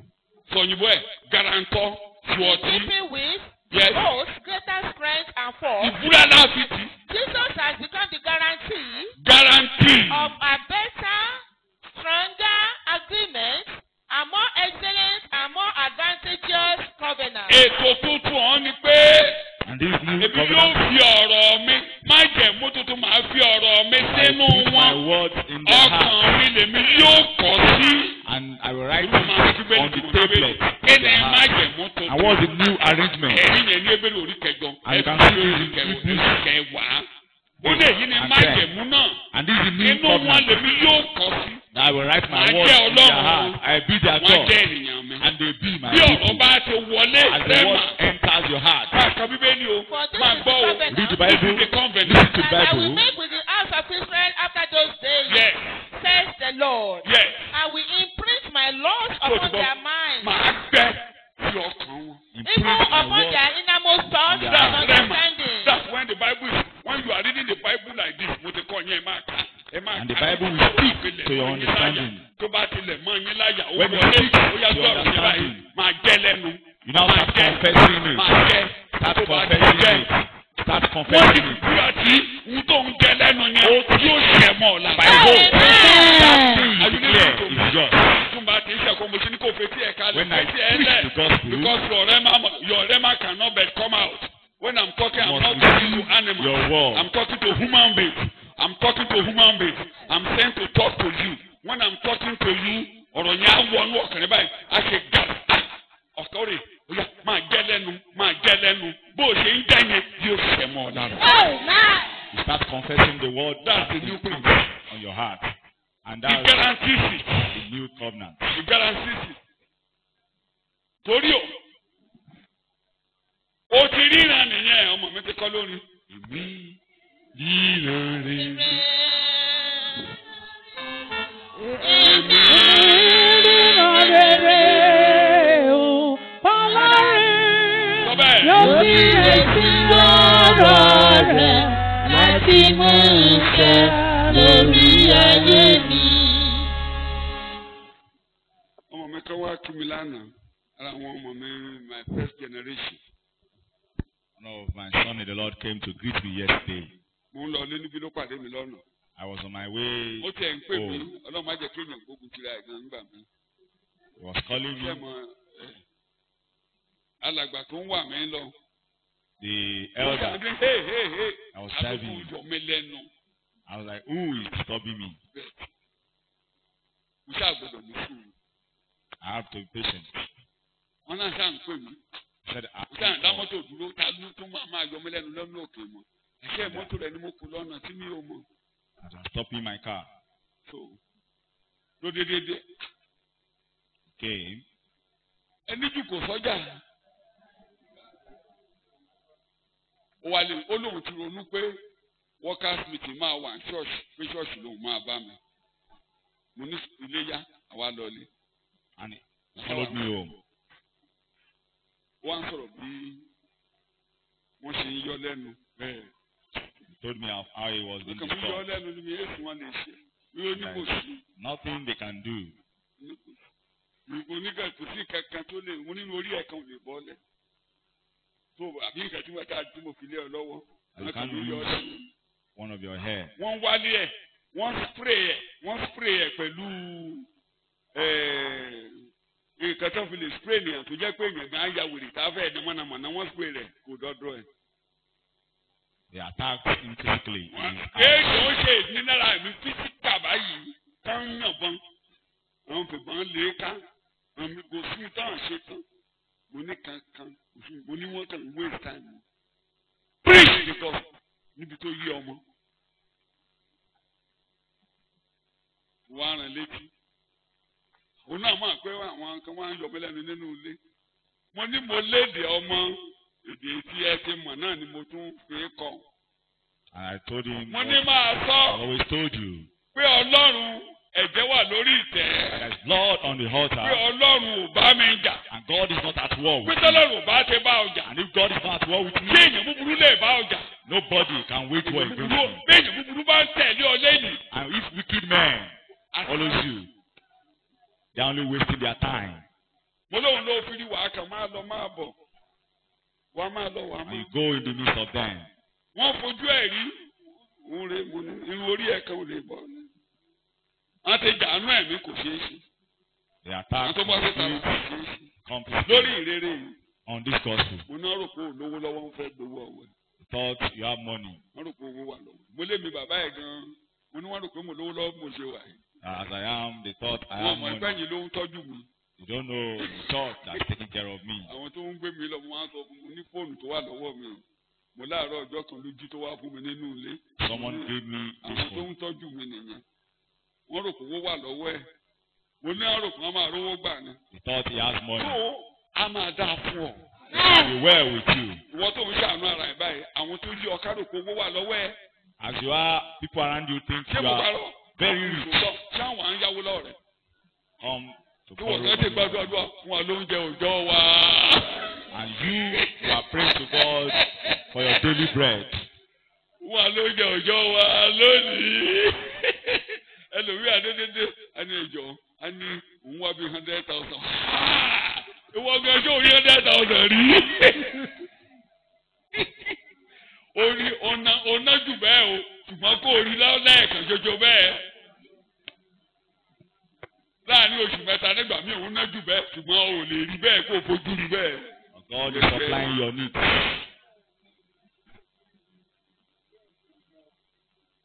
tí ọ̀rọ̀ bá ti wọlé. When the word enters, olórí àlùfáà ó ti fèyìntì ọjọ́ kankan. high priest ìbúra ní àfìbúra tì í. is bí supposed ọ̀rọ̀ yìí yóò ṣẹ. each day with an oath. ọ̀rọ̀ yìí yóò ṣẹ. This word shall be fulfilled. jẹ́ kí n fèsì ẹ̀ yẹn bọ́ sókè kó rójú mi. Let me come to the podium. Jàrí ẹsẹ̀ bíbélì tó ti lẹ̀ mọ́ ọ láyà tó ti fi gbàdúrà for some Yeah, time tó dàbí pé kò tí ì ṣẹ. Is there a word of the Bible that you have ní confessed, ẹyọ kan àbí méjì àbí mẹ́ta or two or bóyá ó three, dábàá ọ nínú ẹ̀kọ́ that you ó receive ka bẹ́ẹ̀lì ó dábàá ọ from bí ọlọ́run tí ọ̀kadì ó someone, ka ọ̀rọ̀ yẹn sí ọ létí Or bí you- òpópá lára ẹ̀ not two, ẹsẹ̀ bíbélì saying a word of the Bible that has tó mọ̀ pé ó jẹ́ òótọ́ bíbélì tó jẹ́ pé orí ẹ̀ ni ọ̀tá ń jà lé lórí the devil is waging war against abẹ́rẹ́ you. orí ẹ̀ ni ogun lé sí on that word that is in your heart. Wọ́n bá fẹ́ tẹ́ ti yẹn tọ́rọ̀ bá ti jáde ogun á dìde When lórí there is a word, ogun á dìde lórí ọ̀rọ̀ war will be waged. ogun á dìde lórí ọ̀rọ̀ War will be waged olórí against àgbà náà wà you on that word. And the high priest ọ̀rọ̀ mi ní that is my word. ìbúra láfi And I tí guaranteed it with an oath. ọ̀rọ̀ tá a sọ lórí Abraham orí ẹ̀ lógun dé sí dọ̀la The word on Abraham, the pé word irú ọmọ on rẹ it, that your seed ló máa ṣàkóso ayé will rule the whole world. ibi táwọn ọmọ rẹ bá díẹ̀ ní ìbùkún ni wọ́n. And wherever your ẹni bá fi wọ́n ré àwọn òṣèré orí ẹ̀ they are lógun blessed. òfin tí sẹ́ẹ̀lì jà láyé And the war waged against Israel because of that word. orí ilẹ̀ ìlérí rẹ̀ lógun dé The land lórí of promise is where they are waging war against them for. wọ́n dẹ̀ ń lọ bẹ̀ báyìí. And they are going back. fún ọ̀rọ̀ ti jáde Word orí ẹ̀ lógun wà. and the war is against the word. bóyá ọ̀rọ̀ ti mú ọ láyà lórí ọ̀rọ̀ ìlóyún àti bímọ. Maybe you cleared Lórí the ọ̀rọ̀ word àwọn tọ́lọ̀ ń kólé ọ concerning lọ́wọ́. multiplication àwọn ọmọ ẹ̀ kan wà or your tó fẹ́ children dèjì bó ṣe wà yìí. that want to tọ́rọ̀ go lẹ̀ jáde stubborn. lórí wọn. And their ogun word, ló dé the war must be ìbúra waged wà against the word. But there is an oath tí mo ló wà supporting that word. tí mo ló wà. There is an oath wọ́n supporting that kò word. lè ṣe o. You think it can be fulfilled? ṣùgbọ́n ìbúra wà There is an oath. ìdílé lórí ẹsẹ̀ rẹ̀. Right on your ogun mọ́ feet. lónìí o. Day by day, a ti fi ìbúra tí yóò bá there is bá. an everlasting ó yà oath. sọ méjì nínú àwọn ọ̀rọ̀ Guarantee the ní word you have spoken concerning me. ṣé bí wọn ló máa kọ́lé fún mi ó sọ bẹ́ẹ̀ náà o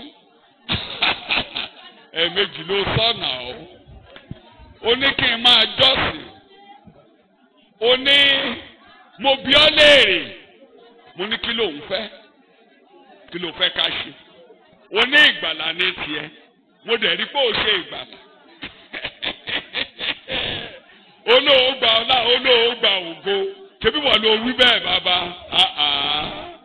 kò lè yẹn ò lè ṣe kó má ṣe olóò máa kọ́lé fún mi ó sọ on 2 different occasions and I will never forget it bí ayé ń parẹ́ mi kí n má gbàgbé gbogbo ìyẹn mo bọ́ sí Genesis chapter 1 àbọ̀lélẹ́ tó kọ́ ọbẹ̀ ìkún omi dé òtútù sọ kí n má làlá kí n má rìnà kí n má gbóhùn níbikíbi àkọọ́lẹ̀ yẹn ò lè ṣe kó má ṣe kò lè ṣe kó má ṣe ó ti sọ̀rọ̀ ó ti sọ̀rọ̀ ó ti sọ̀rọ̀ ó ti sọ̀rọ̀ ojú dẹ̀ mọ́ lónìí the guarantor of the New Testament the guarantor of the New Testament.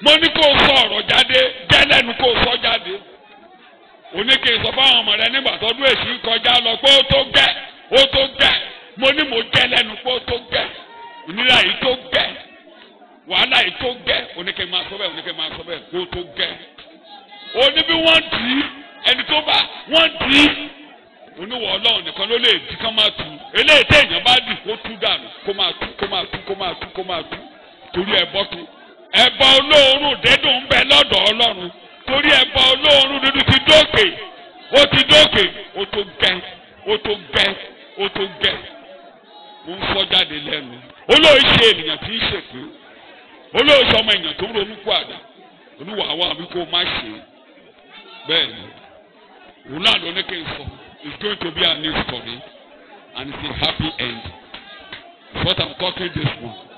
ó tún ní kí n tẹ̀mọ́ wọn létí day by day day by day.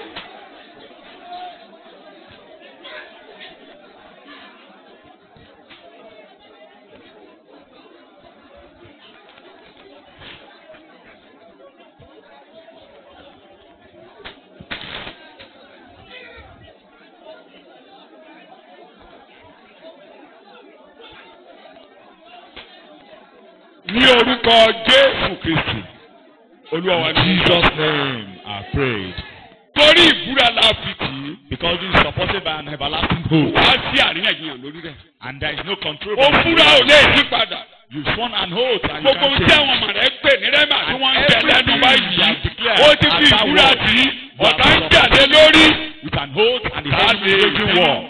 Màá ti jẹ́ bàbá ètò Ọlọ́run á ṣẹ ètò Ọlọ́run á ṣẹ bí ọ̀tá lè halẹ̀ Bíbélì tí ó ṣẹ. ànumọ́ tó bí àṣà ń bá láti àgbélébù ṣẹ́ ọ̀run àlá. The cross destroyed Kí àkọọ́lẹ̀ kó ṣẹ. enemy. Let that written covenant come to pass. Kí ọ̀rọ̀ Bíbélì yìí kó ní ìmúṣẹ. The word of the Bible comes to pass. Ó lè pẹ́. My Dandan tarry ni kó ṣẹ. it must come to pass. Mo ń sọ lójú rẹ bàbá èmi kan Hear it right in your presence. Kí a bí ọmọ kan. That a Bí a child ṣe shall bí be ọmọ born, kan. Jòsáyà lórúkọ the rẹ̀. star shall be his name. Pé ó máa wọlé òrìṣà. That will destroy the land of the high. Bẹ́ẹ̀ ni àkọọ́lẹ̀ wà lórí àwọn ọmọdé wọ̀nyí. And there is a Gbogbo written àkọọ́lẹ̀ covenant yìí kó rí bẹ́ẹ̀ upon lórúkọ all these Jésù. men standing before you. And let it come to pass in Jesus' Dandan name. ni kò ṣẹ. It is compulsory. It Dandan ni must kò come to ṣẹ. pass. Dandan ni kò It ṣẹ. must come to pass. Dandan ni kò ṣẹ. Ayé abá yín yọ̀. The world will rejoice with Ayé abá you. yín yọ̀. The world will rejoice with Ayé you. abá yín yọ̀. The world will rejoice Àwọn ọmọ with tó you. ń ní yín lára yẹn. And all these Wọ́n sọ children pé wọ́n wá troubling kọrin you. níbi ibojì ní wípé They won't Tẹ́mọ́lá àìbìdíà I will see that glory of heaven now wọ́n wọnú ètò ìgbàlà. Let there be a change now in Jesus' name. Lójú yín báyìí wọ́n á kéde ìrere. Right in your presence, declare the gospel. Ọwọ́ ẹ̀ lọ àfigbọ́ mu. And with your hand, carry children. Èyí tí ẹ dà tó dàbẹ́ ni pé ẹ ti dúró yẹn. Lójú yín báyìí wọ́n ní ta ló lè sọ pé Sára lè fọmọ lọ́yàn. Ẹ fọmọ lọ́yàn. If you breastfeed, you shall breastfeed. Ẹni tó bá ní kò ní ṣe é ṣe kò fẹ́ rí nìyẹn. He who opposes Onírí.